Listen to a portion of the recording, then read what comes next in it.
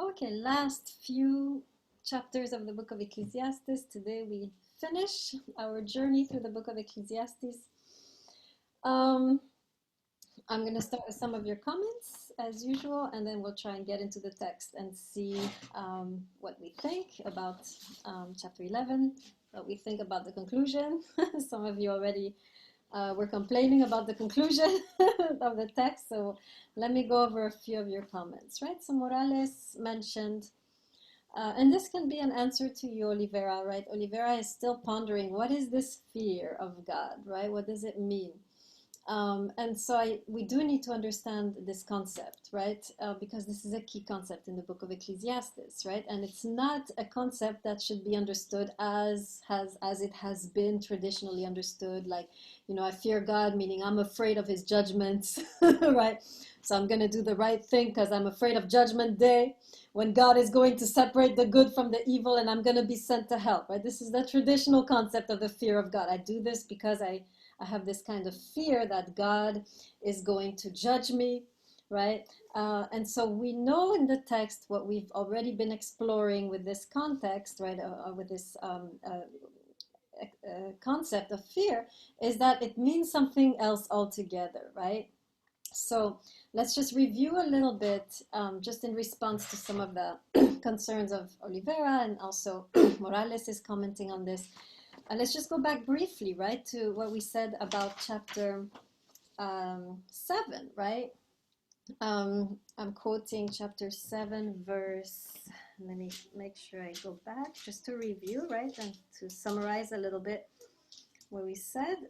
Chapter 7, verse 15, right, to 19. Right? Don't be over righteous, right? The text says, don't make yourself too wise. Why should you be dumbfounded? Then it says, don't be over wicked. Don't be a fool. Why should you die before your time? It is good that you seize this and that, and he who fears God will get out of them all. Kind of an enigmatic passage that we commented last time, right?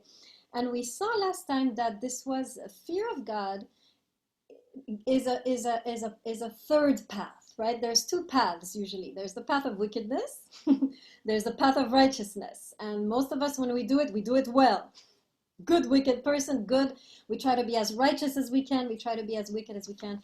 Here we are talking about a path which goes beyond these kind of good, evil, right? It's going beyond the binaries that we are used to, right? So this is kind of a deeper path, right? So, and I mentioned, right, that this was a path of trust, right? I equated fear with trust. And remember, I gave you two passages where this is the definition we are getting. And Olivera, you can check this. Isaiah, gosh, I don't have the text. Oh yeah, where is it? 43, 44, I'm looking at my pages. Yeah, Isaiah 50, verse 10, and we also look at Genesis 22, right? In both of these texts, the fear of God is associated with a kind of blind trust. This is the ability to go beyond what you think is good, what you have been taught is good, and what you have been taught is evil. There is, right, God will sometimes take you beyond your own moral dichotomies. That's what I was trying to say last time. Let me write this down. God will sometimes take you beyond your own moral dichotomies, right? Meaning that we create a lot of extra moral dichotomies beyond what God has prescribed, right? We have so many concepts of right and wrong, right? About 1 million, right? There were 10 commandments, but we have made it into, right, thousands and thousands of things that can be possibly right and wrong, right? And so, and this is our culture teaches us what is right and wrong. Our society, our family, our religious traditions all add, right? And so what we're learning here is that the path of the fear of God, the true fear of God, which is equated with trust, is a path that will sometimes take you beyond what you have been taught about what is right and wrong. And I want to give two examples of this. First in the Hebrew Bible and the other one in the New Testament, so I can drive this point home, right? I mean, the first clearest example is Ruth and Boaz, right? We saw how in this story Boaz had to stretch himself, right? The commandment was, you will not marry a Moabite, and here he is marrying a Moabite, right? So he has to stretch himself, and in a way, he is led throughout the story to transcend the moral dichotomies of his time, right? And so this is very much what Solomon is talking about. There are certain paths that will, right? There is God will sometimes call us, or God or love or whatever you want to call it, right? Will sometimes call you to transcend the moral dichotomies of your time. And so we don't need to, right? The life of faith doesn't overthink. It follows, right? Where it senses that God is calling. A great example in the New Testament is in the book of Acts with the Apostle Paul. If you're not familiar with his story, you can look it up. So he is, just a very new Christian convert, right? He was a Pharisee for most of his life, and now he's one of the Christian leaders. And the Judaism, Christianity is still very much Jewish. The Gentiles haven't yet joined, right? This is still a very small Jewish sect. And he has a dream. And the dream is a dream of all kinds of impure animals that come lowered down by a net. So there is eels, snakes, reptiles, all kinds of, animal, pig, right? All these forbidden animals, right, appear to him in this dream. And a voice says, eat. And Paul in the dream is shocked. He's a Pharisee. He's like, what? I can't eat this. This is forbidden, right? And the dream, right, when he wakes up, he interprets it that he needs to go out and enter the homes of the Gentiles, right, and begin to talk about the teachings of Jesus and go beyond his own narrow perception of good and evil, which is, I am not to eat with Gentiles. I am not supposed to touch their food. I'm not even supposed to touch them, right? So an invitation here again to go beyond the moral dichotomies, right, that he was used to. So here we have the book of Ecclesiastes saying two things. One, we don't know anyways what is right and wrong. We don't, right? Oh, I'm sorry, Saich. Yes, that's Peter. That wasn't Paul. I'm sorry. Yeah. That's Peter. Absolutely. Yes. Thank you for the correction. Yes, sorry. So we see two things, right? Number one, Ecclesiastes shows us we don't know really what is good and evil, right? Remember, this is going back to the Garden of Eden. We're not supposed to eat from that tree. We don't know. But some of us think they do. So they go into, I am righteous, I am right. They create these dichotomies. And what the book is saying is that no, there is a higher path where you are in a way transcending these categories. You will be called sometimes to transcend these categories for a higher destiny. Best example is Boaz, right? Any questions on this revisiting of chapter 7, just to summarize a little bit? Any questions on this? No, thanks for clarifying. I really got it now. Good. So fear of God in this context is faith, right? It's really another way to talk about faith. And faith, like Catholic says it very well. Faith has no questions. Faith doesn't know, right? It has questions, but it doesn't know. It doesn't see where it's going often. It's often a path in completely new territory, right? Abraham, when he's called out of his country and father's house and his religion, basically, he doesn't know where he's going, right? He doesn't know anymore what is right and wrong. He's learning, right, in the new path. Okay, Stage, yes, quick question. Go ahead. It's not a question as much as I wanted to give more of an argument as to what fear of God is. No offense. As long as you're based on the text, I'm happy to listen to you. What's it called? We have Ecclesiastes 12:13. We're not there yet. Wait. Hold your Okay. Still in chapter 7. Okay. Yes, we're getting there. No, I know you've been eager to get there since the beginning. Okay. We're getting there, Stage. Okay, so I think Morales summarizes, going back to your questions now in your comments, right? Morales summarizes it very well, right? The fear of God is living life, taking risks, enjoying life, right? It's this kind of audacity, right? To live even though we don't know anything, right? I think that's the best way to encapsulate the fear of God as it is described until chapter 12. Yes, I agree. Right?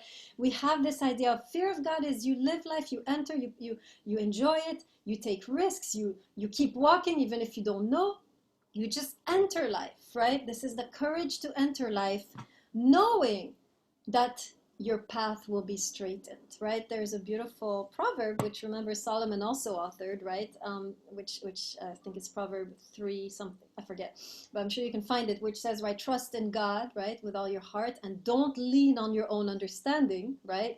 Acknowledge him in all your ways, and your paths will be made straight, right? This, I think, summarizes very well what we have here in this book. We trust, we don't lean on our understanding, we don't know, but we walk, and somehow our destiny, right, takes shape without even our help. This is what we are seeing here in this particular passage. Okay, now let's go. I'm gonna go to, we're gonna talk about chapter 12 in a bit, where a lot of you had questions about that. But I want to first quickly go to chapter 11, which is a delightful passage, right? Thank you, Morales. Proverbs chapter 3, 5 to 6 is what I was quoting just now. Okay, let's go to chapter 11. Very, very nice. Very kind of a change of tone. It's more lighthearted, right? But there's something very powerful taking place here. So I'm going to read, right? Everybody with me? Chapter 11, verse 1. Put your hand in the screen. Okay. It says this, right? Send your bread forth upon the waters. After many days you will find it. I'm going to read all of them, and then we're going to see what they have in common, right? Distribute portions to 7 or even to 8, for you cannot know what misfortune will occur on earth. And then he continues, I'm skipping verse 4. If one watches the wind, he will never sow. If one observes the clouds, he will never reap. And then this strange passage about the womb, right? Just as you don't know how the life breath passes into the limbs within the womb of the pregnant woman, you cannot foresee the actions of God, who causes all things to happen. And then back to the agriculture, right? Sow your seed in the morning. Don't hold back your hand in the evening, since you don't know what is going to succeed, the one or the other, or if both are equally good. Okay, what is he talking about? He's saying these are all different images to talk about the same thing. Anybody know? Goldstein, go ahead. I just wanted to comment that I thought it was interesting. The last sentence that you read, 5, was translated a little differently in the translation I have, but reading the Hebrew, I think yours was more right, but mine has a separation. It says, just as you do not know the way of the wind, nor the nature of the embryo in a pregnant stomach. Ah, interesting.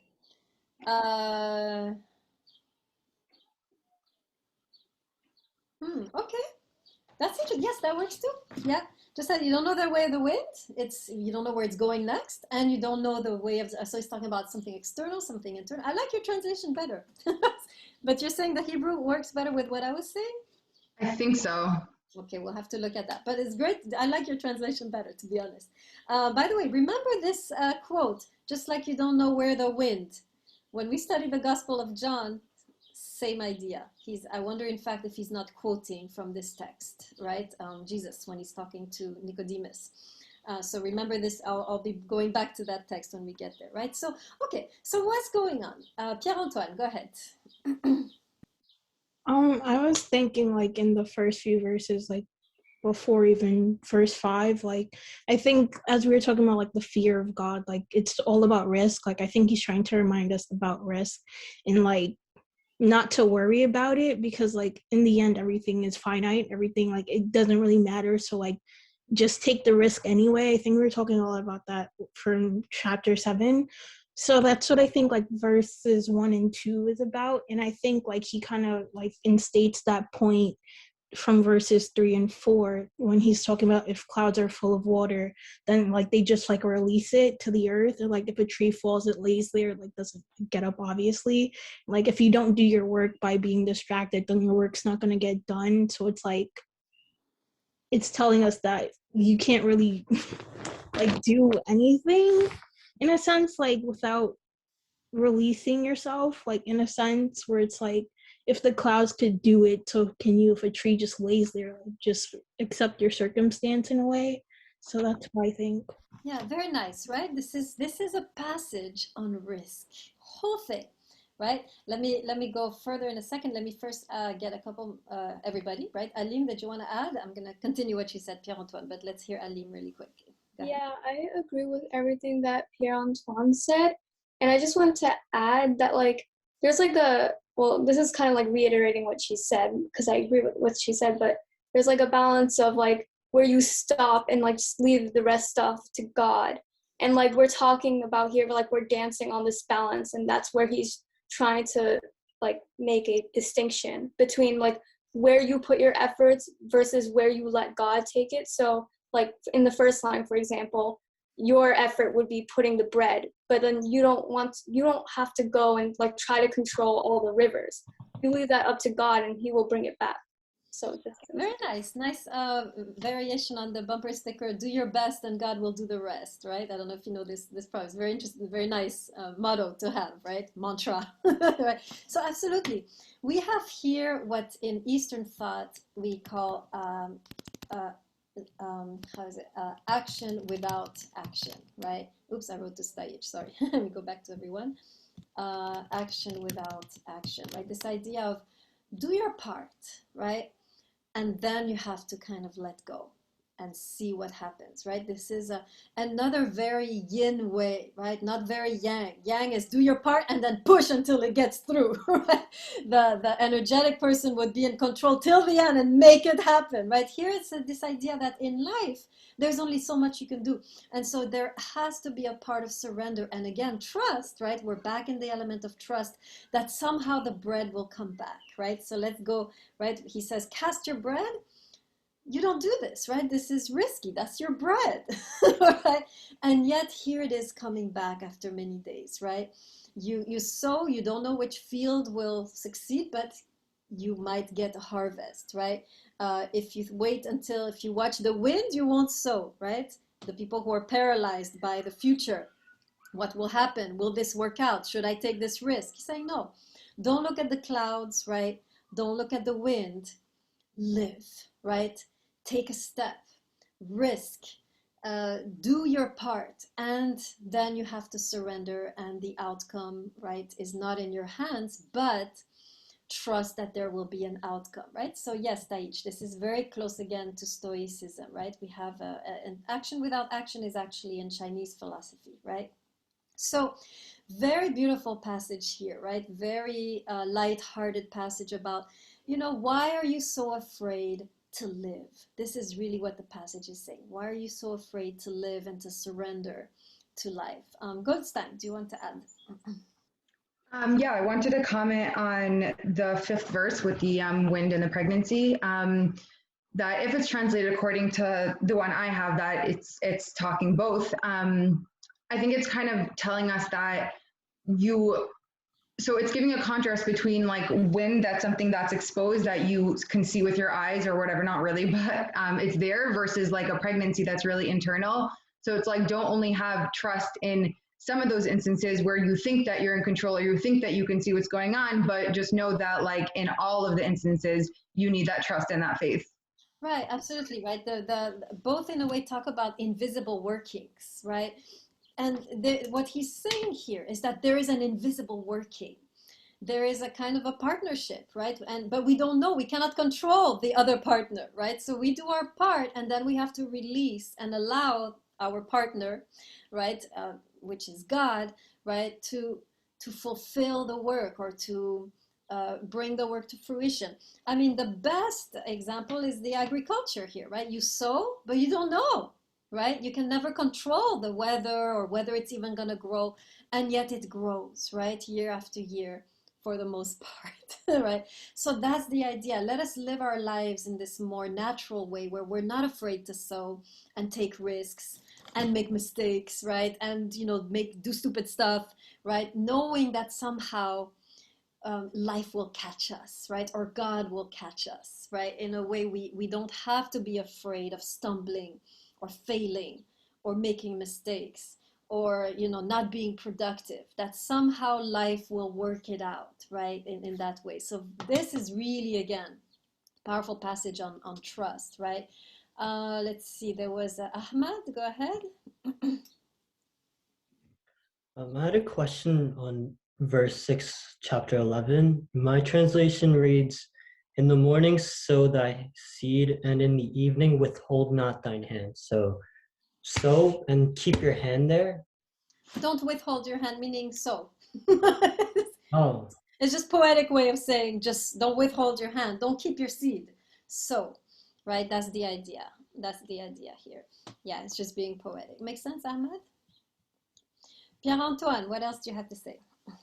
I kind of like verse 5, like what Goats was saying. Like, I think it reminded me of Psalms like 139 verses like 13. They're like, I think about 16, where it talks about like, what is it?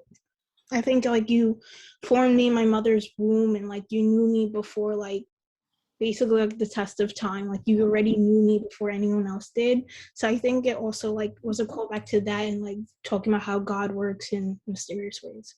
Yeah, So, and it's an interesting contrast because there we have God who knows me, and here we have me who doesn't know God, right? So there's a kind of interesting parallel between the two passages, and maybe he is referring, right, to that psalm and saying, yeah, you say God knows, but me, I don't know God, right? Still in this kind of open-ended, agnostic, right? yeah. Attitude. So I hope you're getting the picture before we go to chapter 12, right? I hope you're getting the picture of the book, right? This is really, I think one can really see this book as an invitation to live. Don't be afraid to live. Don't hold back, right? Don't keep yourself in these narrow spaces of, good and bad, right and wrong, right? Wise and foolish, right? Because the one who risks, there's an element of foolishness, right? When you take a risk. So he's saying, don't hold yourself back. Just enter life. Very similar idea again in the book of Job. Well, if we were able to study it, we could see that, right? So because why? Because somehow, right, things will work together for our good. Things will come together. Things will fall into place. This is a radical trust in life that he is talking about, right?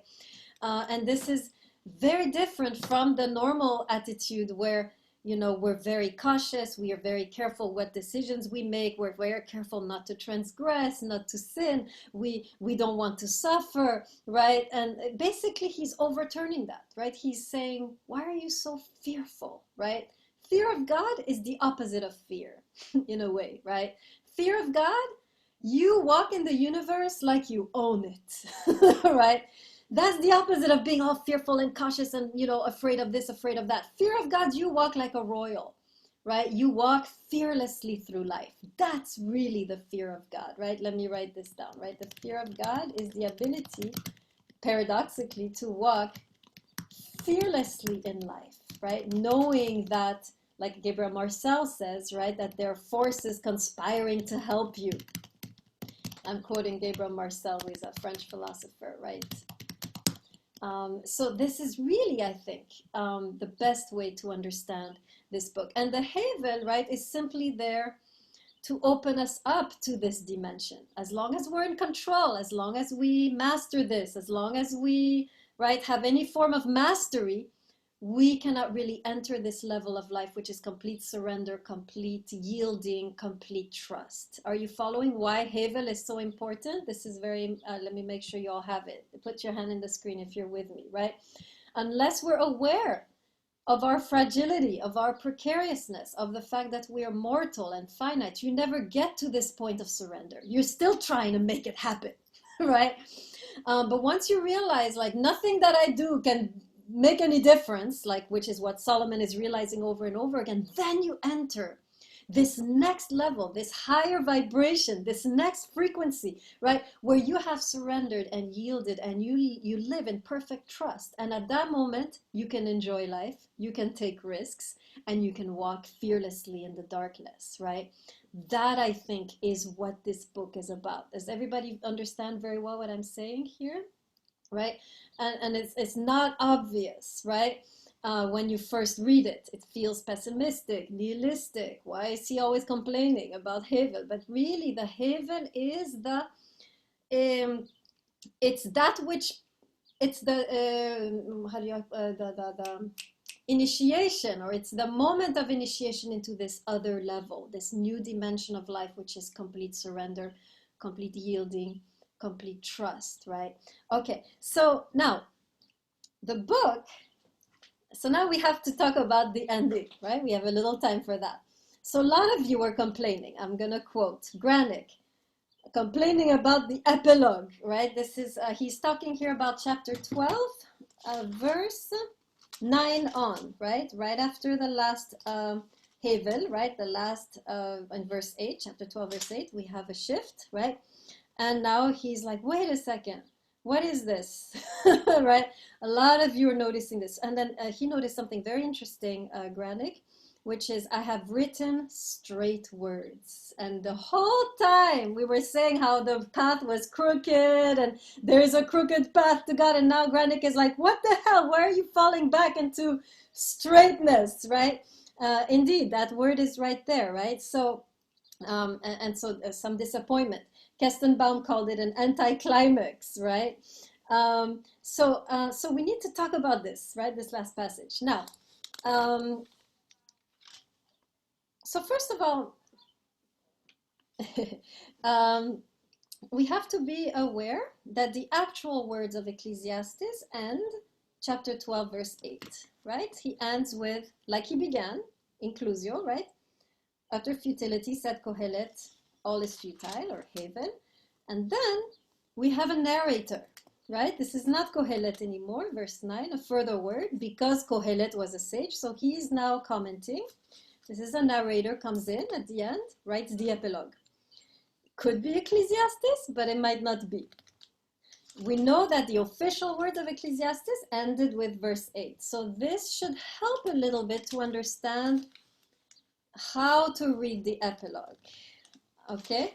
So let's hear it a little bit, right? Knowing that the actual text of Ecclesiastes, right, which begins with Havel, ends with Havel, ends here with chapter 12, verse 8, the actual words of Ecclesiastes end in chapter 12, verse 8, and then you have this epilogue, right?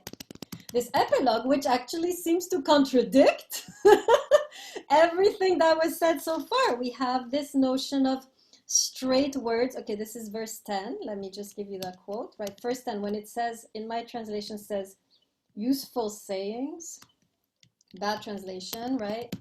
Actual translation is straight or righteous, right? Words. Going against the crooked, that's the first thing that goes against. And then we have again falling back. Fear of God means what? We had said fear of God is yielding, surrender, trusting, right? Being able to enter life without fear, walking fearlessly through the universe, not being afraid of divine judgment, and bam! You have here in chapter 12, verse 12, where is it? Fear God and observe his commandments, right? And so forth, right? So we have here blatant contradiction, right? In two ways, right? Make sure you see that. There you can really see a difference between this epilogue and the rest of the text. Two contradictions. Number one, the rest of the text was kind of, meandering, crooked path. This one is like the words were straight, right? And then we have the definition over there of fear of God as moving beyond moral dichotomies, right? As walking fearlessly in the universe, right?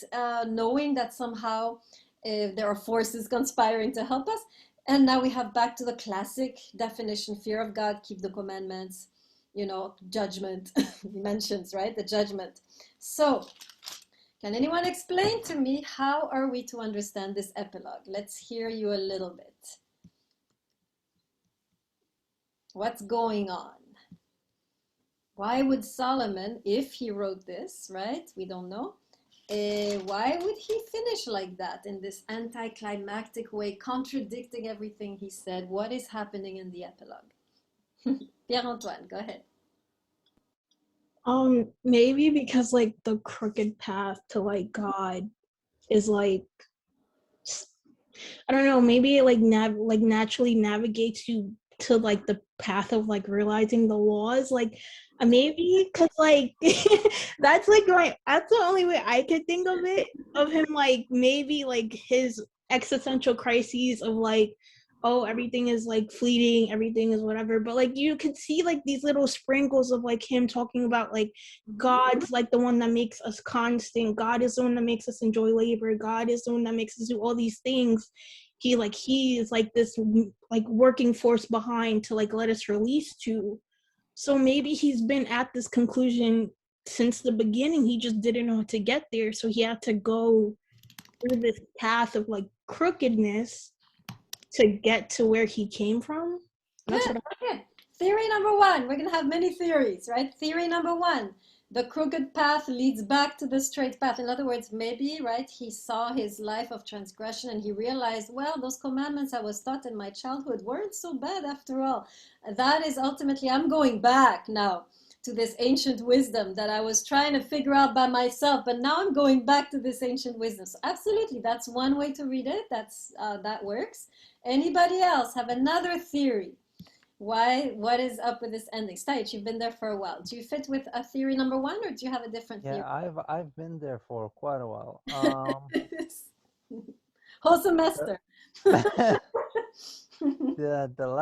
Before the last verse, it says, verse 13, the conclusion of the matter, everything having been heard, is fear the true God and keep his commandments. It ends right before it says, for this is the whole obligation of man. Got it. It pretty much states the purpose of life. There's nothing left to life except fear the true God and keep his commandments. Pretty much everything that God has given, it summarizes, because God has given everything and God can take everything away.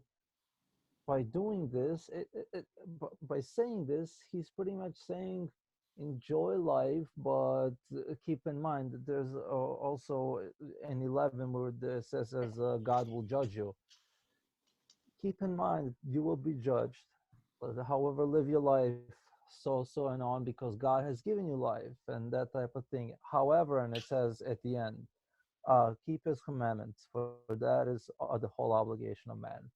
So that's there. I think Solomon, the wisest man alive, has told us what exactly the purpose of life is. Okay, very good. So I think you fit within theory number one, right? The twisted path led him back to the straight path. Although you never saw the twisted path at all, I think, throughout. That was theory number one. I don't think so at all. Meaning, what Pierre-Antoine was saying is that Solomon's, kind of, crazy life led him back to this realization. That I don't, but that's not where I'm headed. Oh, you think he was saying this all along, right?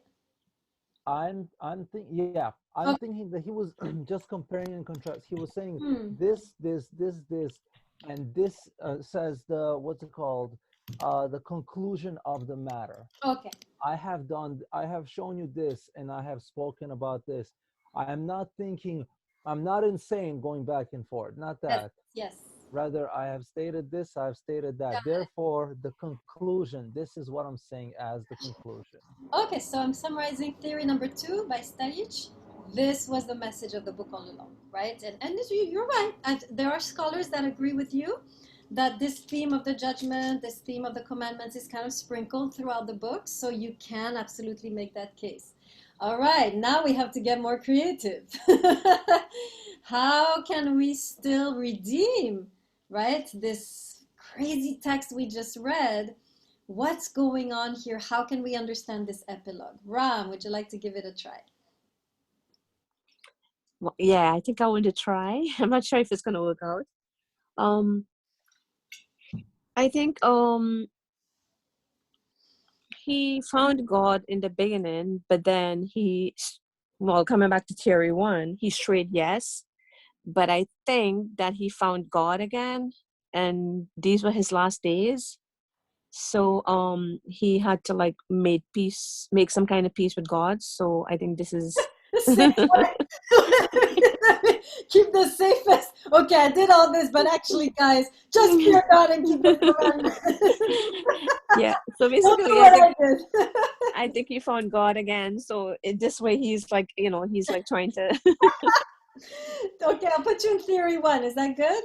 Yeah, that's fine. Okay, Confucian theory one. Okay, Ahmad, any imaginative, go ahead. Yeah, it's. I think it's very highly unlikely that it's true. Maybe these contradictions are deliberate, and he's contradicting himself to show that I don't know anything myself. So, Okay. so there, he's probably the text embodies the message. So it's inconsistent. Okay, let me summarize what you just said. Right, Solomon in a way in the end is saying, look guys, I said all these things, but what do I know? Keep the commandments, that's the safest path. Let me not lead you astray, right? So this is him saying, what do I know, right?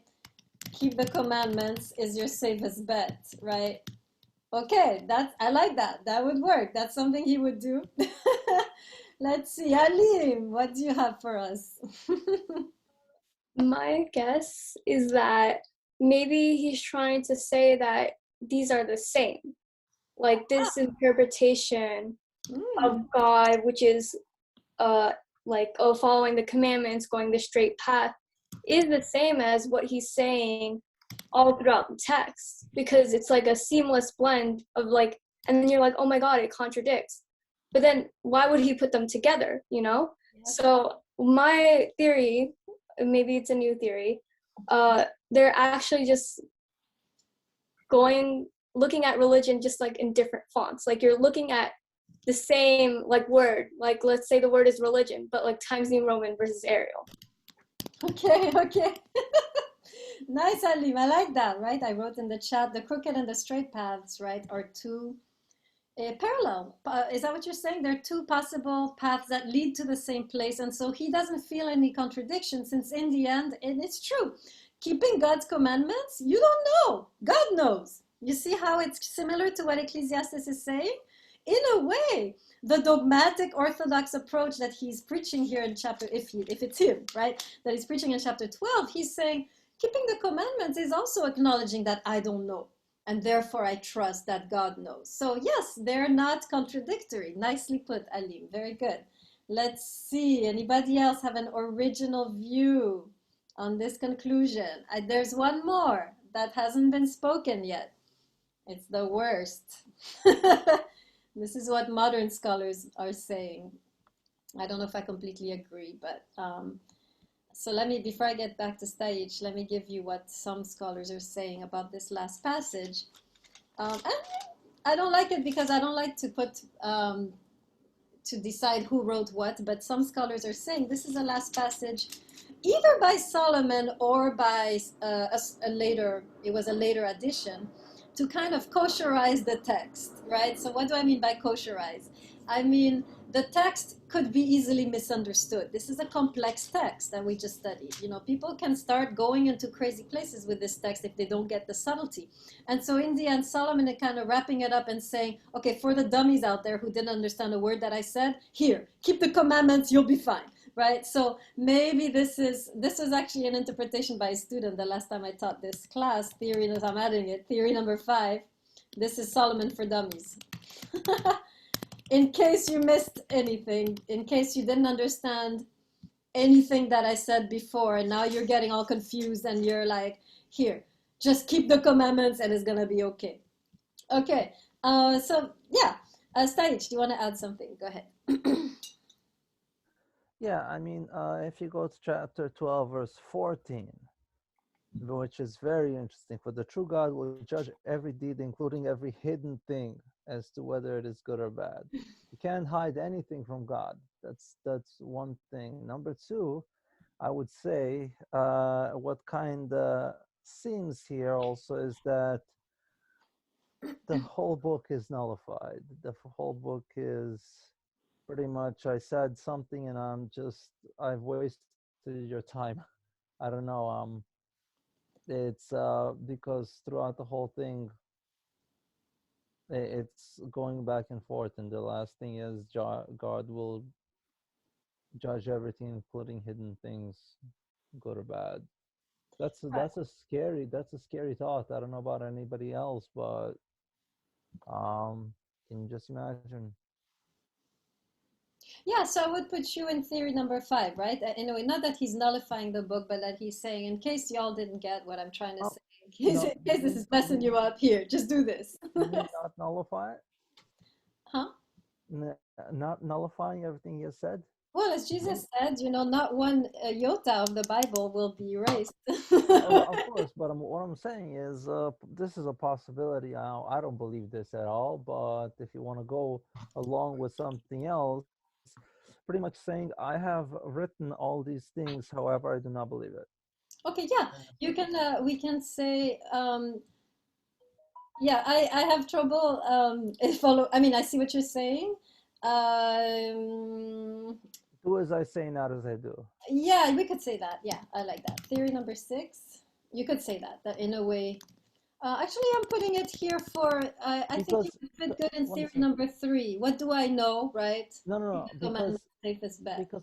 because at the end we know that Solomon left everybody. He left God.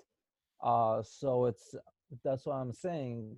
He left God completely. He went and worshipped other idols. So it's like, do as I Okay, say, not as I do. gotcha. I've written this all, but I want to do my thing. Don't do what I'm doing. Got it. I Yes, that's a legit theory. Absolutely. I've seen that. Goldstein is saying 2 and 5 are similar. Let me explain how they're not, right? In a way, right. The thing that Solomon for Dummies is saying basically that the message of the book was something else, right? It was something more complex. But in case this is leading you astray and causing problems here, just remember this, right? Kind of like, how Maimonides, I don't know if you're familiar, but Maimonides wrote 2 books. This is a medieval Jewish rabbi who wrote 2 books, one for philosophers and one for the dummies of his community, right? And both books are very different, but he realizes there's 2 different audiences, right? And so I'm going to write the guide for the perplexed, for the intellectuals, and then the Mishneh Torah for the dummies. No offense. So in a way, Solomon seems to be doing that. I have written all of this for those of you who, can follow, but then for the rest of you, here, just remember this and you'll be fine, right? Kestenbaum, Granik, does this discussion help you a little bit with understanding this epilogue? Yeah, for sure. It definitely like, even though we're highlighting the difference between the two, it kind of somehow creates a unity between Yes. the different parts. I tend to not see. Oh, sorry, Kestenbaum. Go ahead. It's not as anticlimactic as I initially thought it was. Yeah, he's subtle even there, right? There is subtlety, right? Solomon, remember, is a mind way beyond ours. Let's not make him stupid, right?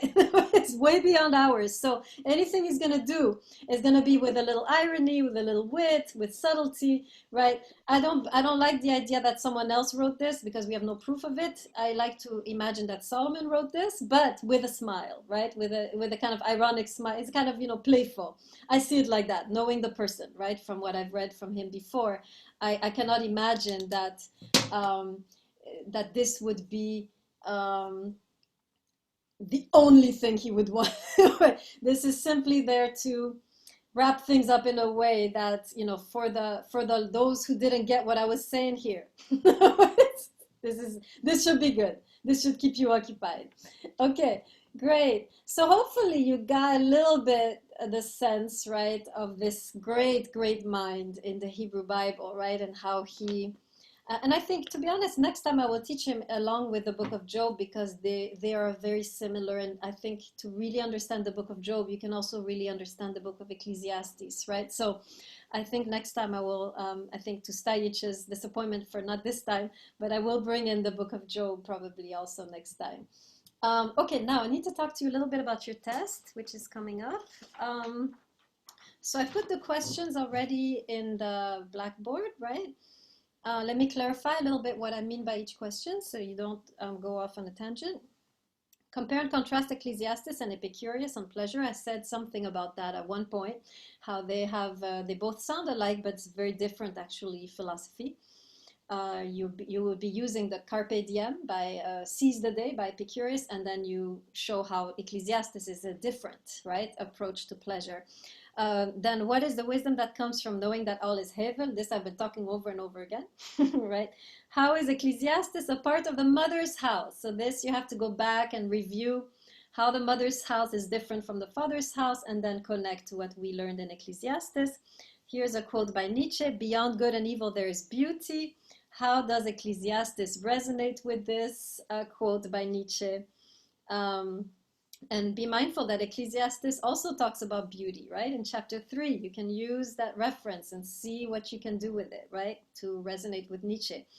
Finally, what does the God-fearing man look like in Ecclesiastes? We talked about this a little today. And how does this portrait differ from traditional interpretations of the God-fearing person? Again, in the test question, this is not for you to express your opinion. This is for you to reiterate what I said in class, right? You take the content of the lectures and you creatively use that content. You don't just repeat what I said, but you use that content to respond to this question, right? The questions should be based on the lectures. You don't repeat stupidly the lectures, right? But you need to use that content in order to respond to these questions. You just pick one. 1.5 pages, single spaced, and I want also your essay.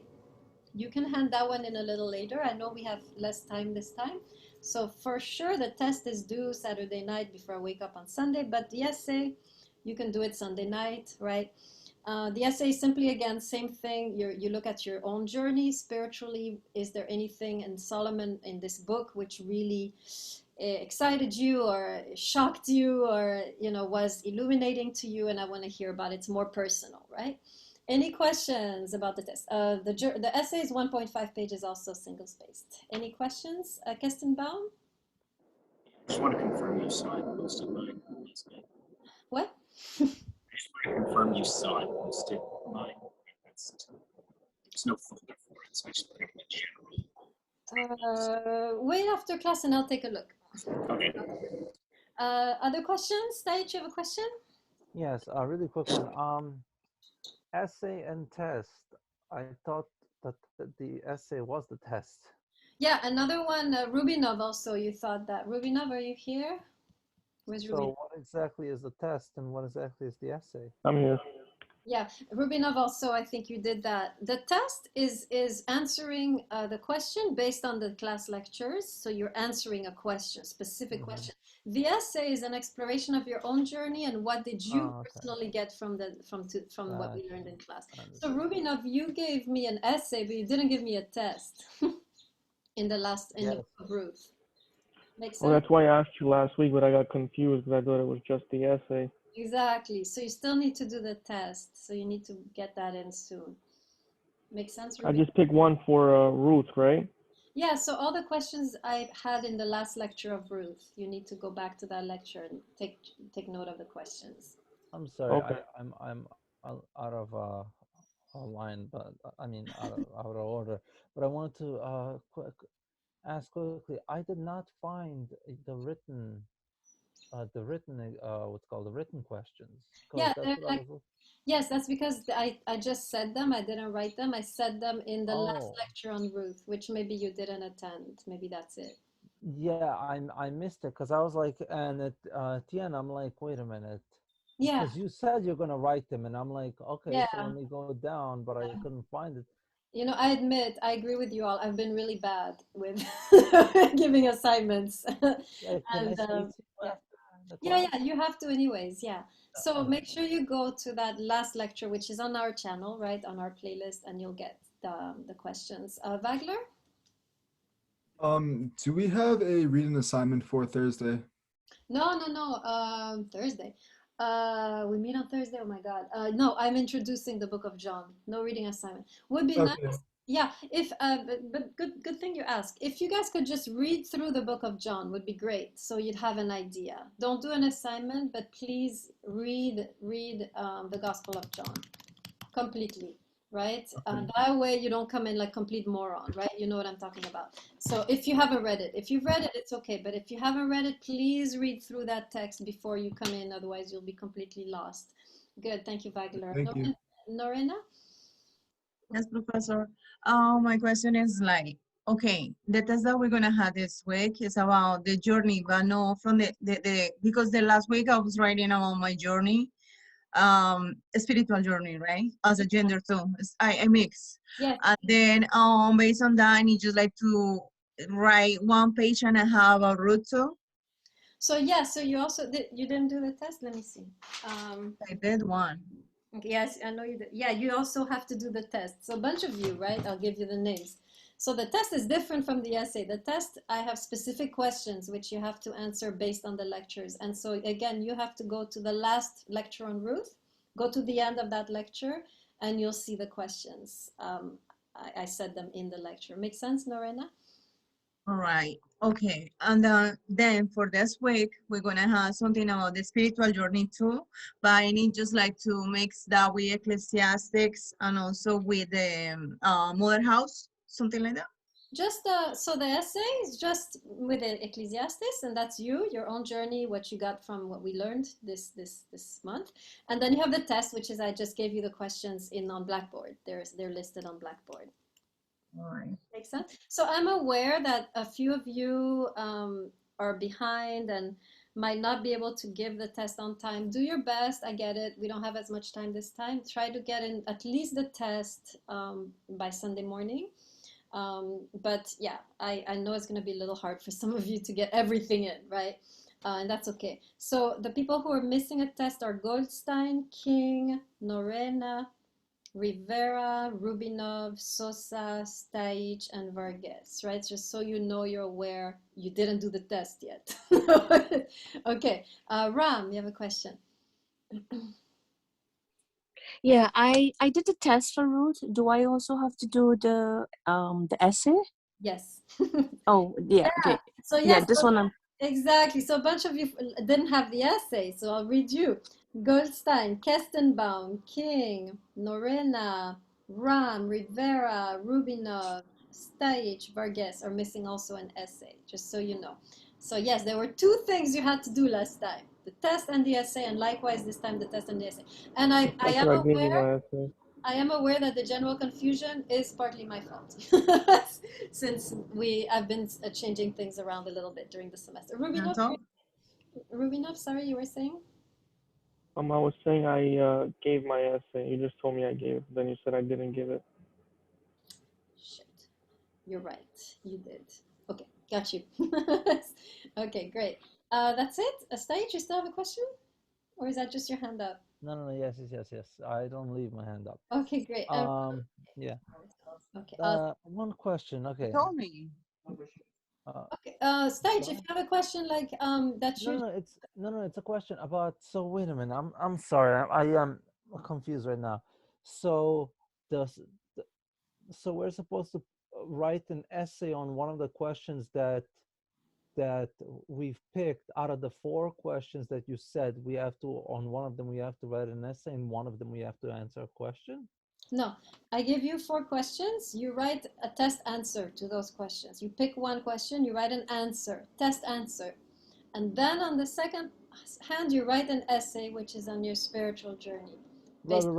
But these are all the same questions, but on one of the 4 questions, on one of the 4 questions, I answer a question, and the other other one of the 4 questions, I do an essay. No. Because I only saw one set of there questions. Are 4. Okay, there are 4 test questions. You pick one. You do it. That's your test. Close the chapter. Then, second thing you do is you do an essay based on your spiritual journey and the book of Ecclesiastes in general. Topic not specified. Just you. Okay, I'm sorry, I was completely confused. Now you're good? Are you good now? I'll say yes. Okay. All right, guys. I'll let you go. Good luck. I'll see you on Thursday with Introduction to Book of John. Make sure you read that before you show up if you've never read it, and I'll see you soon. Professor, am I staying?